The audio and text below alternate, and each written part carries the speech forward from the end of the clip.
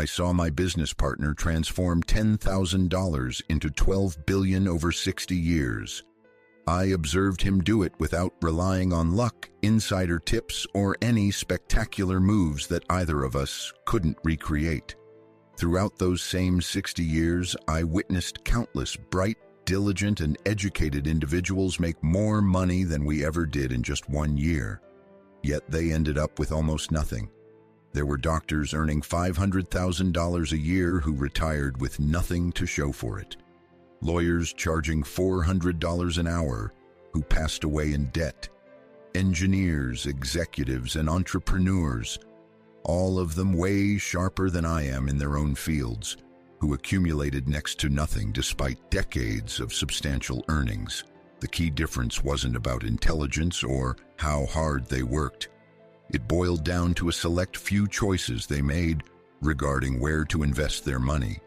Specifically, it revolved around 7 types of investments they focused their wealth on that I completely steered clear of.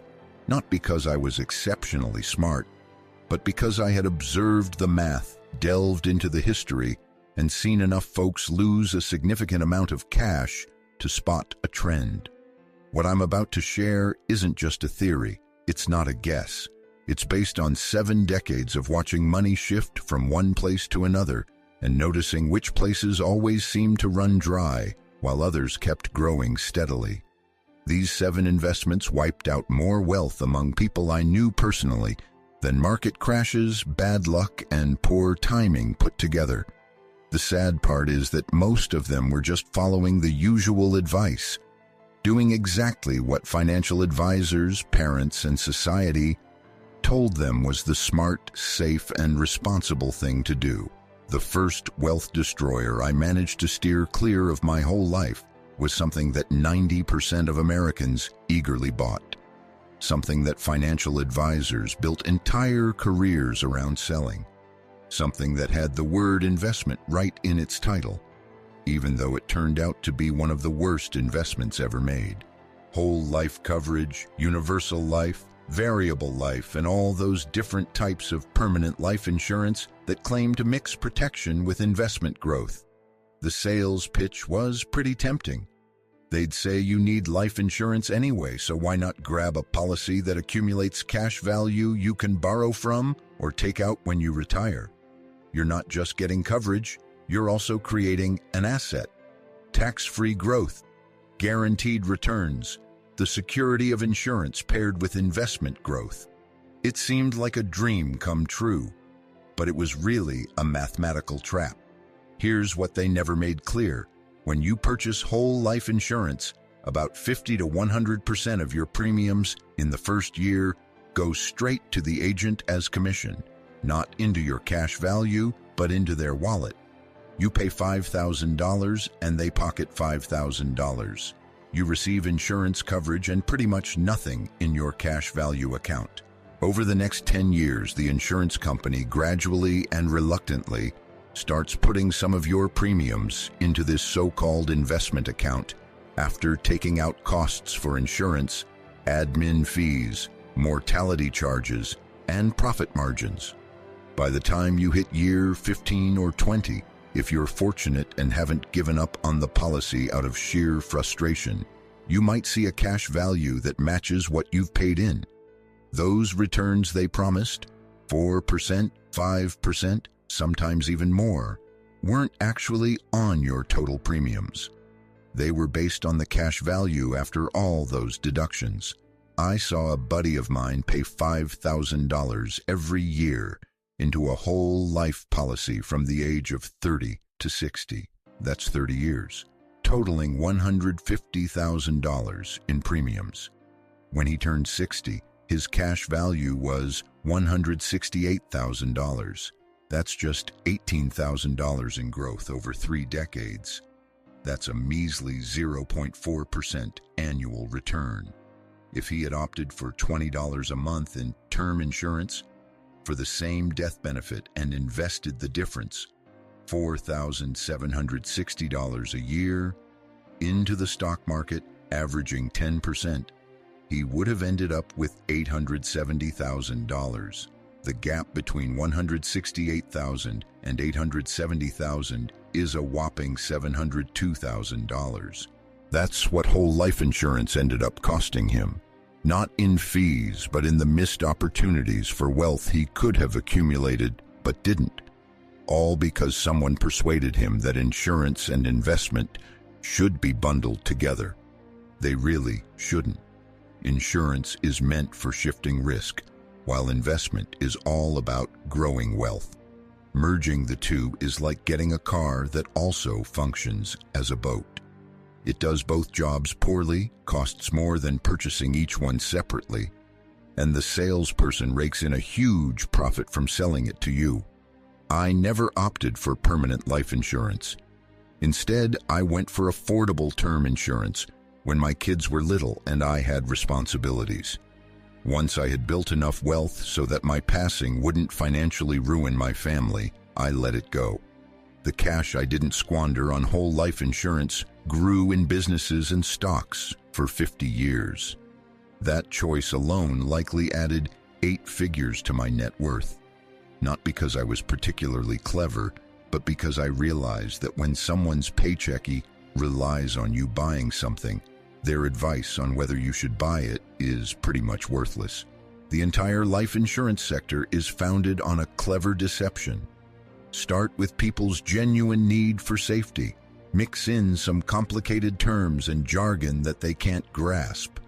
Then pay agents hefty commissions to sell products that folks don't actually require, all while wrapping it up in the nice package of financial responsibility. Taking care of your family, shaping your future, being a responsible grown-up. It's quite brilliant, honestly. They managed to take the worst investment option ever devised and persuaded a whole generation that it was a smart choice. I saw this same buddy, the one who racked up $168,000 in cash value over 3 decades, stand by his whole life policy even after I laid out the numbers. He'd been shelling out premiums for 25 years when we had that chat. I posed a straightforward question. If you could rewind to when you were 30, knowing what you know now, would you sign up for this policy again? He pondered for quite a while. No, he finally admitted, definitely not. So I asked, why are you still shelling out premiums today? Since I've already put in so much, he mentioned. I can't just turn my back on 25 years of payments. That's when it hit me that the insurance company had come out on top. They had managed to persuade him that sticking with a poor investment was somehow preferable to owning up to his mistake and shifting his funds to something that genuinely created wealth. This is the sunk cost fallacy at its finest, and it keeps folks stuck in wealth-draining products for years on end. The insurance agent who sold him that policy raked in $50,000 in commissions throughout the policy's duration. My buddy saw just $18,000 in growth. The insurance company pocketed hundreds of thousands in profit. Everyone profited except the one who truly needed to grow their wealth. That's not an investment. That's a transfer of wealth from those who aren't financially savvy to those who are financially predatory. The second investment I steered clear of was something that many people based their retirement dreams on. Here's a rephrased version of the text you provided, something that society has long viewed as the cornerstone of financial stability. It's a mix of huge leverage, illiquid assets, and transaction fees that would make a loan shark turn red. I'm talking about real estate, but not your main home. I'll tackle that topic later. What I mean is investment real estate. Rental units, vacation spots you convince yourself are investments, commercial properties, and real estate investment trusts. The whole belief system around owning property is about building wealth. The sales pitch was even more enticing than life insurance because it was wrapped up in the American dream. Buy a property, watch its value go up, collect rent, build equity, use other people's money through mortgages, and retire wealthy. I've heard it countless times. I've seen hundreds of folks take that route, and with very few exceptions, Those who purchased a lot of properties in booming areas and held onto them through various market cycles ended up losing wealth compared to simply owning businesses through stocks. Here's the math that often gets overlooked when folks are trying to sell you on real estate. First up, we have transaction costs. When you purchase a property, you're looking at closing costs that usually range from 3 to 5%. And when it's time to sell, you'll be paying realtor fees, which typically sit around 6%. So if you buy a property worth $500,000, you're already down $15,000 to $30,000 just in transaction costs before you've seen a single dime from rent or appreciation. Now, let's compare that to buying stocks. With modern brokerages, you're looking at 0 transaction costs. Next, let's talk about carrying costs. Property taxes in most states hover around 1 to 2% of the property's value each year. Homeowners insurance adds another 1% to the mix. Maintenance usually runs about 1 to 2% annually, and that's assuming nothing major goes wrong. So you're shelling out 3 to 5% of the property's value every year just to keep it. For a property valued at $500,000, that means you're spending around $15,000 to $25,000 each year on taxes, insurance, and maintenance. And that's not even counting mortgage interest if you're using leverage. Lastly, there's the issue of illiquidity. When I decide to sell a stock, I just hit a button and have cash in my account within 2 days. When you're looking to sell a piece of real estate, you put it on the market, wait for someone interested, haggle a bit, go through the escrow process, and if luck is on your side, you might see some cash in about 90 days. But if things don't go your way, like if the market's off or the economy takes a hit, you could be waiting for years or end up selling at a loss. Then there's the issue of depreciation and becoming outdated. Properties get older, roofs need to be replaced, and HVAC systems can fail. Neighborhoods can shift too. The businesses I own through stocks don't have leaky roofs, tenants who stop paying their rent, or foundations that crack. Instead, they generate earnings that keep growing. And let's not forget about leverage. It can be a double-edged sword. Everyone loves to talk about using mortgage leverage to control $1 million property with just $200,000 down. What they often overlook is that if the property's value drops by 20%, you're not just losing 20%, you've actually lost everything. Your $200,000 in equity just vanished. I saw this unfold with some really smart folks back in 2008. Doctors, lawyers, engineers who had built up millions in home equity and rental properties, all leveraged, all convinced that real estate only goes up. They ended up losing it all, not because they lacked intelligence, but because they didn't grasp that leverage increases losses just as intensely as it boosts profits. I crunched the numbers back in 1965, and the results were obvious. Over extended periods, stocks outperformed real estate by about 2 to 3 percentage points each year. That might not seem like a lot. Over 40 years, it means the difference between $1 growing into $15 or $45. It's the gap between a comfortable retirement and building generational wealth. Yet everyone was drawn to real estate because they could see it, feel it, and drive by it. They couldn't visualize owning a piece of a business, so they invested in properties and spent their weekends fixing toilets and managing tenants. Meanwhile, I chose stocks and spent my weekends immersed in reading. Fast forward 40 years, and I had accumulated more wealth than I could have imagined. They had properties that appreciated roughly in line with inflation and a lifetime of memories dealing with troublesome renters. Now, let me clarify what I'm not implying. I'm not suggesting that owning a home is a bad idea. I'm not saying that real estate doesn't have a spot in an investment portfolio. What I'm getting at is that for the majority of folks, investing in property is more of a trap dressed up as a chance. It plays into our craving for physical assets, our belief that we can oversee and manage our investments, and our cultural stories about owning property. But the numbers can be harsh. A buddy of mine picked up 3 rental homes back in the 1990s. He shelled out around $200,000 each, totaling $600,000.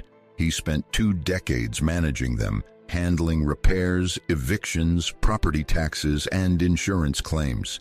He sold them in 2015 for about $350,000 each, which adds up to roughly $1 million. Sounds like a success, right? He more than doubled his investment. But when you take into account all the ongoing costs, property taxes, insurance, maintenance, empty periods, and any property management fees, if he brought someone on board, his real return was closer to 4% a year. And that doesn't even include the countless hours he spent tackling tenant problems, emergency repairs, and all the administrative headaches. If he had taken that same $600,000 and invested it in an S&P 500 index fund, he would have ended up with around $2.4 million by 2015, without having to spend any time managing it or dealing with late-night calls about broken water heaters. The gap between $1 million and $2.4 million is $1.4 million, plus the 20 years he spent as a landlord instead of doing literally anything else. That's the opportunity cost that most folks overlook when they're getting into rental properties. The third type of investment I steered clear of was something even more culturally revered than real estate. It's something people have literally fought over for thousands of years. It's meant to be the ultimate safe haven and a buffer against disasters. I'm talking about gold, silver, precious metals, and commodities that don't produce anything, don't generate cash flow, and just sit in a vault somewhere while you cross your fingers, hoping someone will pay you more for them tomorrow than you did today. This might just be the most irrational investment humans have ever come up with. I've spent 4 decades observing smart folks invest their money into it for reasons that fall apart with just a bit of logical thinking. Here's the case for gold. It's been seen as valuable for 5,000 years. It's a safeguard against inflation. It serves as a safety net when paper currency loses its value. It's physical and limited. Governments can't just create more of it. All of that is technically accurate. However, it's completely irrelevant when it comes to actually building wealth. Let me break down the real numbers behind owning gold. From 1975 to 2023, which is 48 years, gold went from around $165 an ounce to about $2,000 an ounce. That's roughly 12 times your investment, which sounds great until you stack it up against any productive asset. During that same time frame, the stock market investment number 3, gold and precious metals, increased by about 90 times. A dollar put into stocks in 1975 turned into $90. Meanwhile, a dollar invested in gold only became $12. But it's even worse than that because gold comes with its own costs. If you decide to purchase physical gold, you have to find a secure place to keep it. Keeping it at home puts you at risk of theft. If you opt for a safe deposit box or a vault service, you'll end up paying yearly fees. On the other hand, if you invest in gold through an exchange-traded fund, you'll incur management fees. So that 12 times return might shrink down to around 10 times after accounting for those costs. Meanwhile, stocks have been dishing out dividends that compound over those 48 years. This could turn that 90 times return into something closer to 150 times if you reinvest those dividends. The difference between gold and stocks isn't just significant, it's the contrast between generational wealth and modest gains. However, folks don't buy gold for the returns. They purchase it for security, as a hedge against crises, and because they believe that when everything falls apart, gold will still hold its value. Let me share what really goes down during a crisis. I experienced stagflation in the 70s, Black Monday in 1987, the dot-com bust, the financial meltdown in 2008, and the pandemic. You know what maintained its value in each of those situations? Owning and running successful businesses, companies that created things people actually needed, offered services people were looking for, and consistently generated cash flow, no matter what was happening with the currency. At times, gold surged during various crises, but then it would drop back down. Meanwhile, businesses continued to bring in profits. Here's the core issue with gold that no one really wants to face. It's not an investment, it's just speculation. Investing means putting your money into something that gives you a return. Whether it's a business that makes a profit, a bond that offers interest, or real estate that earns rent. Gold just sits there. You purchase it, keep it safe, and hope that someone will pay you more for it down the line. That's not investment. That's the greater fool theory. You're gambling that someone else will pay more than you did for something that doesn't produce anything. I've never bought gold. Not even a single ounce, not for protection, not for insurance, not for speculation. Every dollar I could have invested in gold went into businesses instead. For more than 70 years, that choice has turned into a gap in wealth so enormous that I can't even figure it out accurately. If I had invested 10% of my total assets in gold back in 1965, which a lot of financial experts suggested, I would be millions poorer today. Millions. And I would have spent those 7 decades fretting about whether society was on the brink of collapse, instead of diving into annual reports and understanding how businesses operate. The mental toll of owning gold is something that hardly anyone talks about. Gold enthusiasts are the most anxious, gloomy, and consistently let down investors I've ever encountered.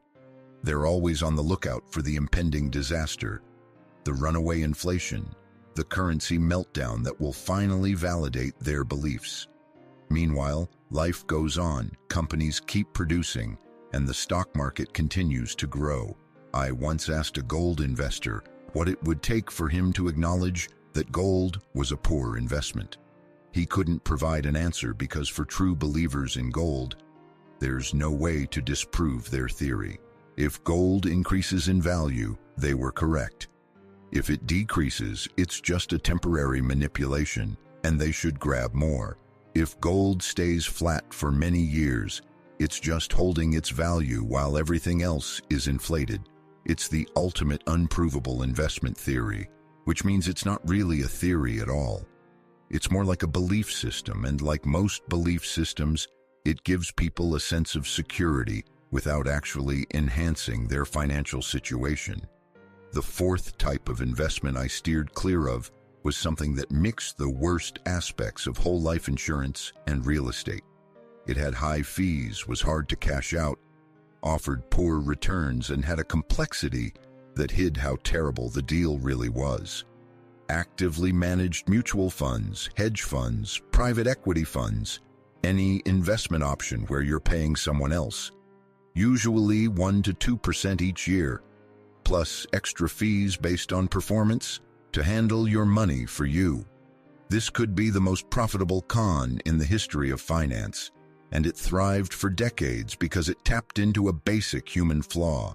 The idea that specialists can achieve what we can't and that it's worth shelling out for better returns is something I want to challenge with some numbers.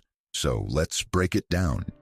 Typically, an actively managed mutual fund will hit you with around 1.3% in annual fees. At first glance, that doesn't seem like a big deal. You might hardly notice it when you check your quarterly statement. But if you look at it over a span of 30 years, that 1.3% fee can eat away at roughly 35% of your total returns. And just to be clear, that's not 35% of your fees. It's 35% of your entire wealth. If the market is giving you a 10% return each year and you're paying 1.3% in fees, you're not really pocketing 8.7%. Thanks to compounding, you're actually only seeing about 6.5%. And that's assuming your fund manager can keep up with the market returns before fees, which, let's be honest, 95% of them fail to do over the long haul. The real statistics are pretty harsh for the active management scene. When you look at 15-year spans, around 92% of active fund managers fall short of their benchmark index after fees. Stretch that to 20 years, and it jumps to 95%. And over 30 years, it's nearly 98%. So if you decide to go with a fund that's actively managed, your chances of outpacing a straightforward index fund that only charges a tiny fee of 0.03% and doesn't need any special know-how to purchase are just 2%. Those aren't great odds. That's basically a guarantee that you'll underperform. Yet, the mutual fund sector is a massive $3 trillion industry. They're really skilled at convincing you to overlook the facts. They highlight the funds that have actually outperformed the market while conveniently ignoring the survivorship bias. They don't mention the countless funds that shut down because they did so poorly. They present you with historical performance, disregarding the fact that what happened in the past doesn't predict what's going to happen in the future. They hype up the expertise of their fund managers, overlooking that even brilliance can't make up for a 1.3% annual drag plus underperformance. I saw my peers putting their money into hedge funds back in the 80s and 90s, when hedge funds were all the rage. They charged a 2% annual management fee, along with 20% of any profits that exceeded a certain level. The idea was that these fund managers were so talented, so well-connected, and so sharp that they could pull off returns that would outshine the market, even after taking those hefty fees into account. Some of them did, at least for a bit.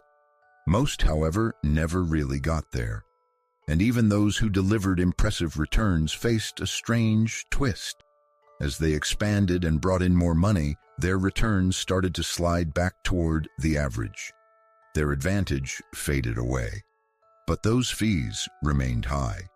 Back in 2003, I met a hedge fund manager who pulled in 30% annual returns for 5 years. A brilliant guy. He had his MBA from Wharton, worked at Goldman Sachs, and developed his own trading system. He was managing around $50 million. I asked him what he thought would happen to his returns if he had $5 billion to manage instead of $50 million.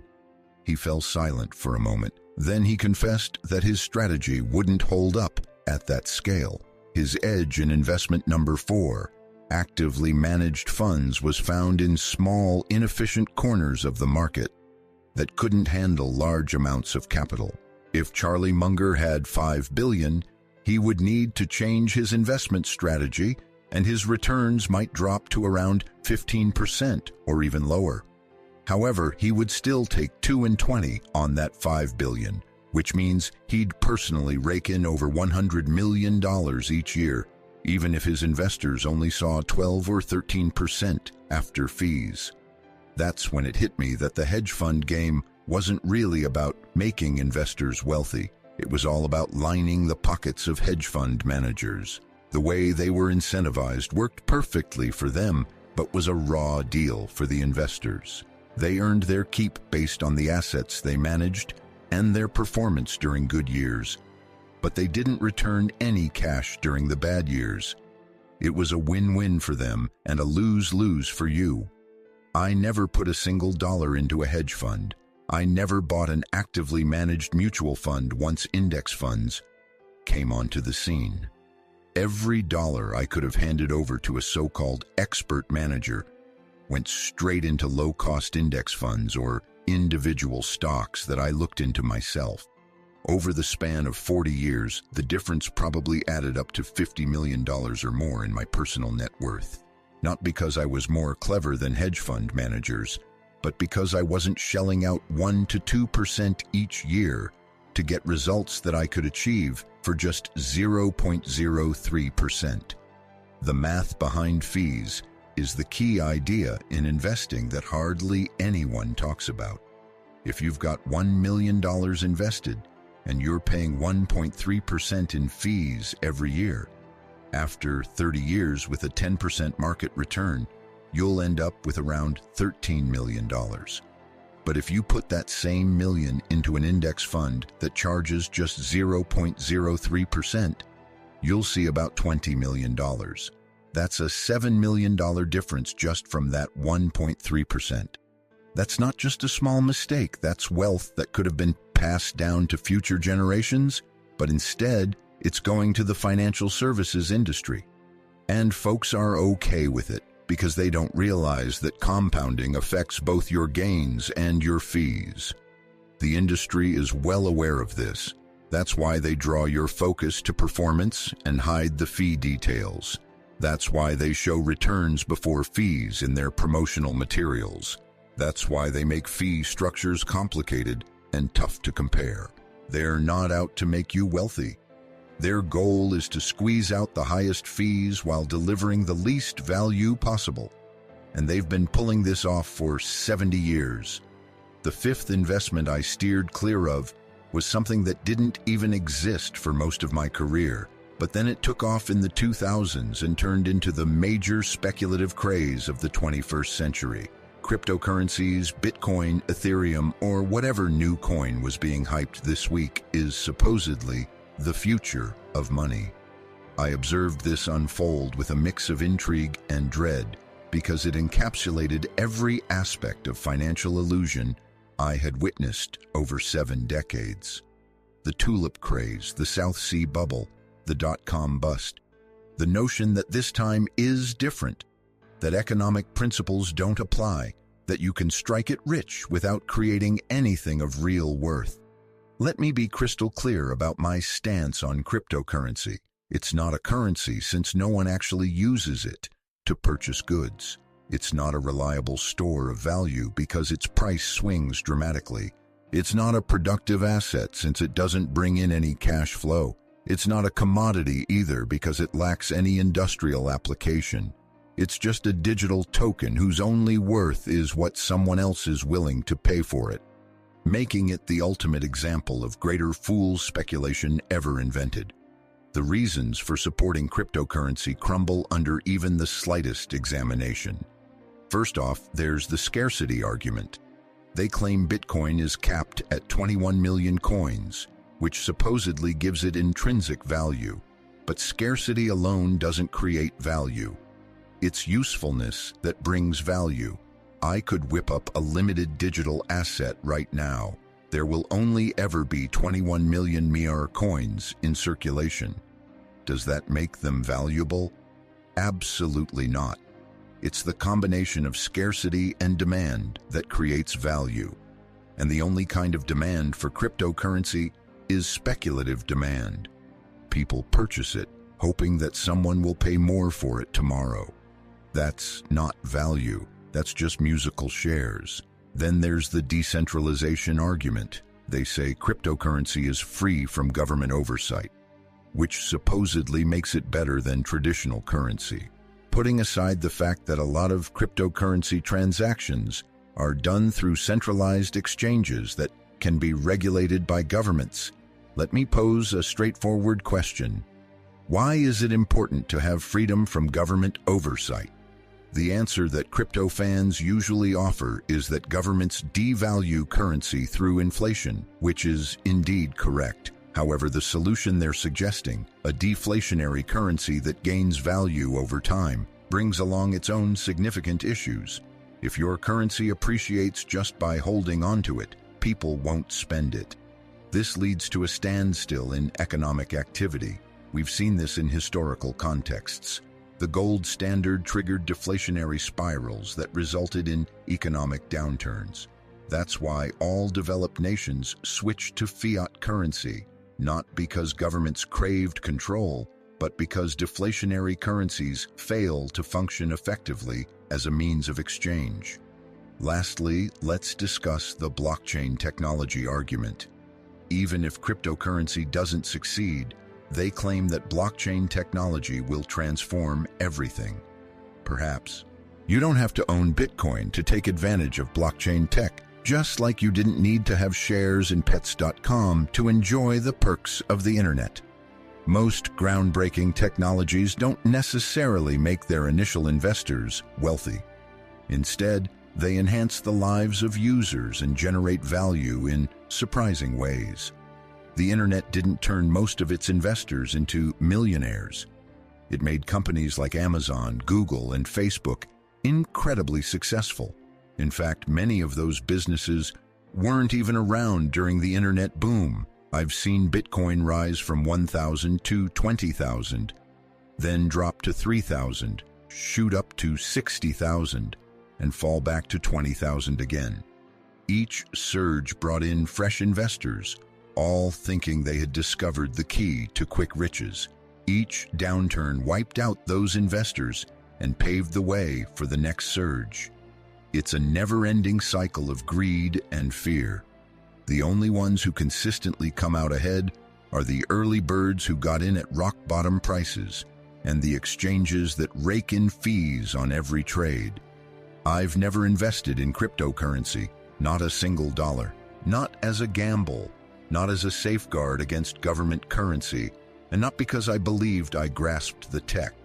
Every reason I came across for why I should invest in it sounded just like the reasons I heard back in 1999 for why I should put my money into Pets.com, Webvan, and e-toys, revolutionary tech, first mover advantage, network effects.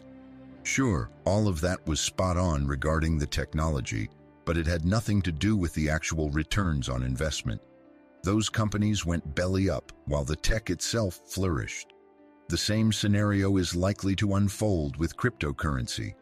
Some form of blockchain tech will probably evolve into the infrastructure we all rely on without even realizing it, much like TCP/IP protocols. Meanwhile, folks who bought Bitcoin at $50,000 will likely see most of their cash vanish because technological revolutions and investment returns are two different beasts. Amazing technology often leads to poor investment outcomes. Investment number 5, cryptocurrency investments.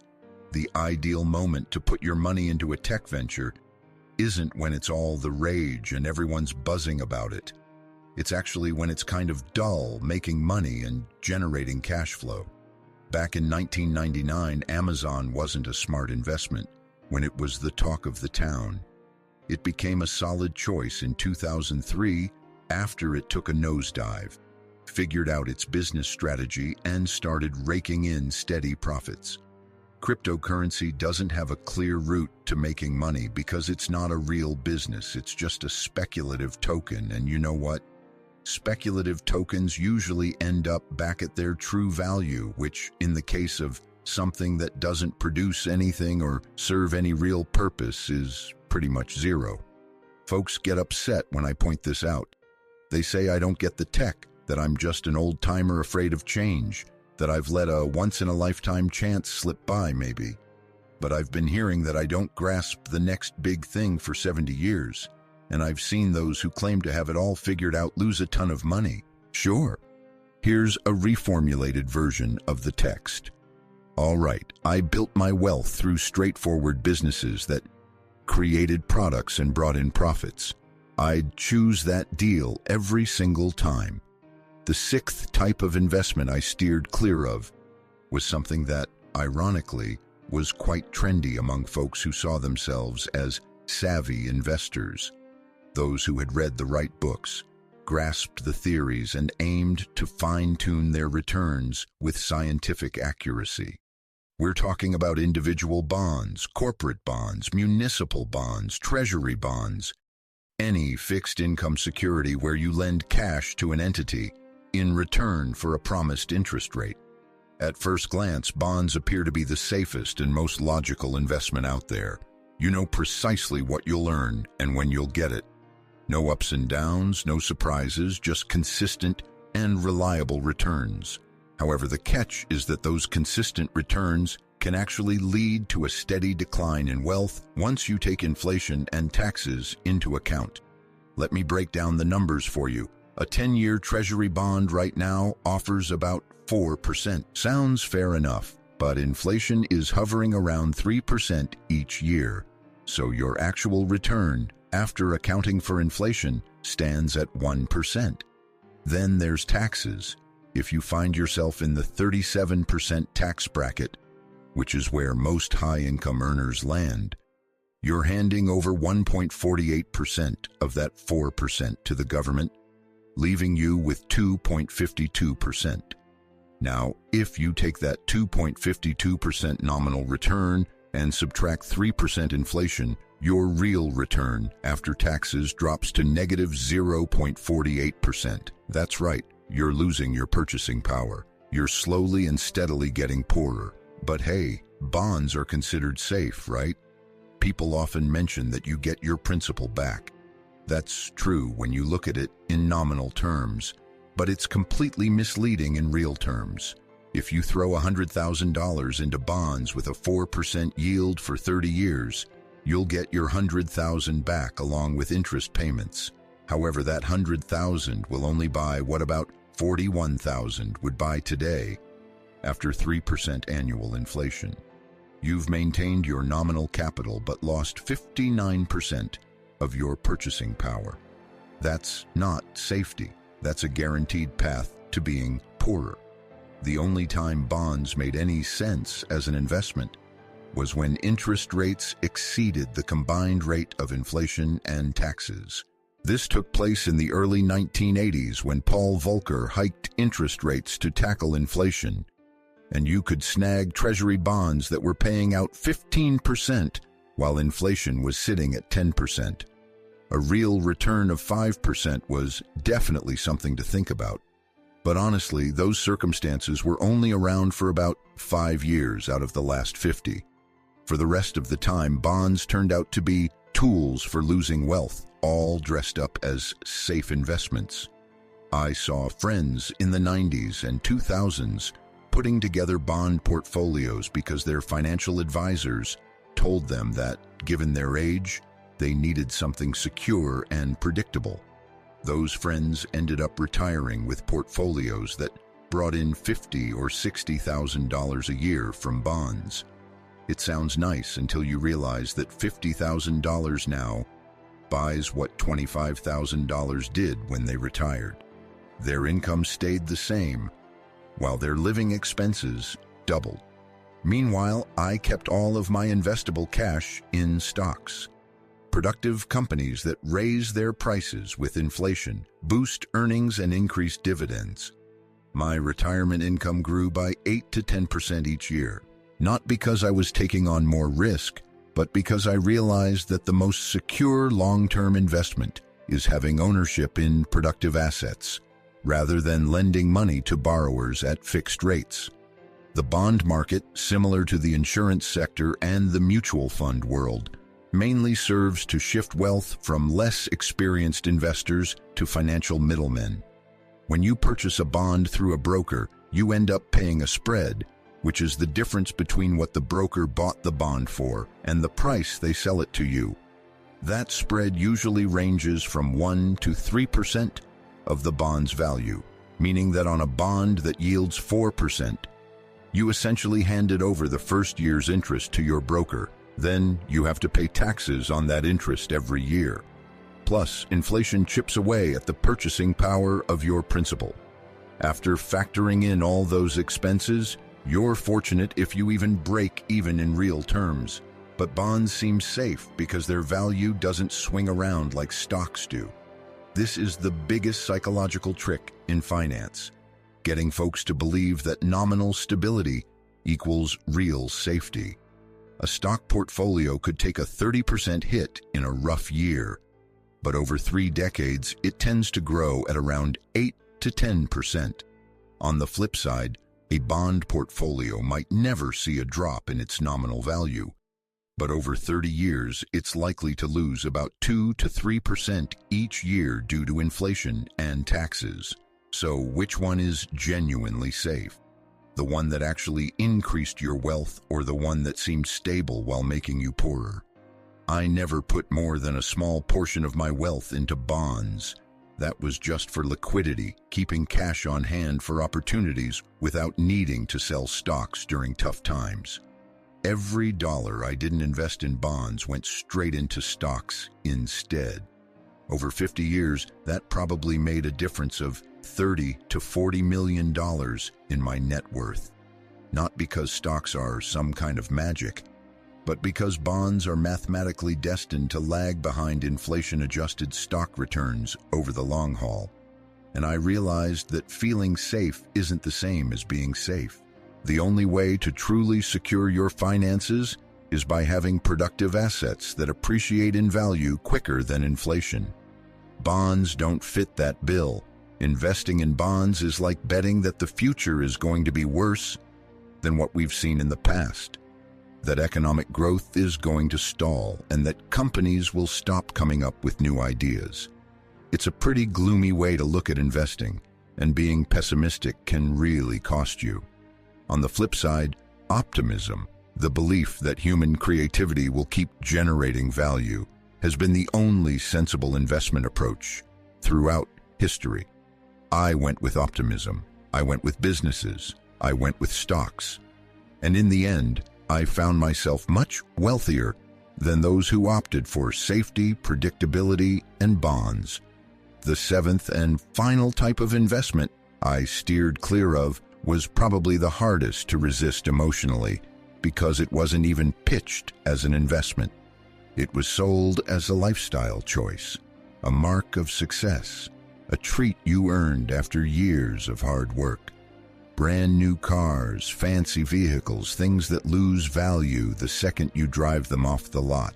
This might come off as a bit odd for investment number 6, individual bonds to be included in an investment list, but that's the whole idea. Folks often think of cars as investments. They get loans for them, trade them in, and upgrade them when, in reality, they're among the worst financial choices you can make. Let me break down the actual cost of a brand new car for you. The typical new car in the United States runs about $48,000. Most people finance it over 5 or 6 years at an interest rate between 5 and 7%. By the time you settle that loan, you've forked out around $54,000 to $57,000 when you include the interest. But that's not the true cost. The real cost is the opportunity cost. Think about what that money could have turned into if you had invested it instead of dumping it into something that loses value. $48,000 invested with a 10% annual return would grow to about $124,000 in 10 years, $314,000 in 20 years, and $815,000 in 30 years. That's not just a small difference. That's financial security for retirement. That's funding your kids' education. That's achieving financial freedom. You end up spending it on a vehicle that might be worth around $15,000 after a decade. But folks don't really see it that way because cars are a necessity. Plus, new cars seem like the sensible option. You need dependable transportation. New cars don't break down as often. You get that warranty. Older cars can rack up higher maintenance costs. Each of those points is just a way to justify the choice while overlooking the numbers. If I were starting fresh today with nothing, here's my game plan. I'd grab term life insurance if I had dependents and steer clear of any permanent insurance. I'd either rent a simple place or buy a small house that I could pay off quickly. And I'd invest every single dollar I didn't use for real estate into index funds. I wouldn't buy any gold, no cryptocurrency, and definitely no individual bonds. I'd focus on the lowest cost index funds out there, probably a total market index fund, and just hold on to it. I'd get a dependable used car and keep driving it until it gave out. Then I'd find another reliable used car. I'd steer clear of any financial advisor who charges based on a percentage of assets under management. I would dive into annual reports and figure out how businesses operate instead of tuning into financial news. I'd only spend cash on things that actually bring value, like education, health, relationships, and tools that boost my earning potential. I'd stash away at least 50% of my income after taxes. And I'd stick to this plan for 30 years without straying. The outcome would be financial freedom by my 50s and wealth by my 60s, no matter what my starting income was, no matter the luck involved, and regardless of when the market was doing its thing. That's because the power of compound interest is unbeatable. An 8% return each year doubles your money every 9 years. Over 30 years, that's 3 times it doubles. A single dollar turns into $8. 100,000 becomes 800,000. 500,000 grows to 4 million. The only thing that matters is whether you can dodge the 7 wealth destroyers long enough to let compounding do its magic. Most folks can't manage it. They end up buying whole life insurance in their 30s. They invest in real estate in their 40s. They freak out and buy gold during a crisis. They pay mutual fund fees for years on end. They ponder over digital currencies. They seek refuge in bonds for security. They purchase new vehicles every 5 years, and they end up retiring at 65 with less than what they could have had if they had just invested in an index fund at 25 and left it alone. That's the real tragedy. The answer is straightforward, free, accessible to all, and doesn't need any special skills or knowledge. However, it demands the one thing that most folks struggle to maintain: the ability to disregard traditional beliefs, withstand societal pressure, postpone immediate rewards, think long-term, and be consistently unexciting. I spent 70 years being reliably unexciting. I steered clear of the 7 wealth destroyers. I invested in productive assets and kept them for the long haul.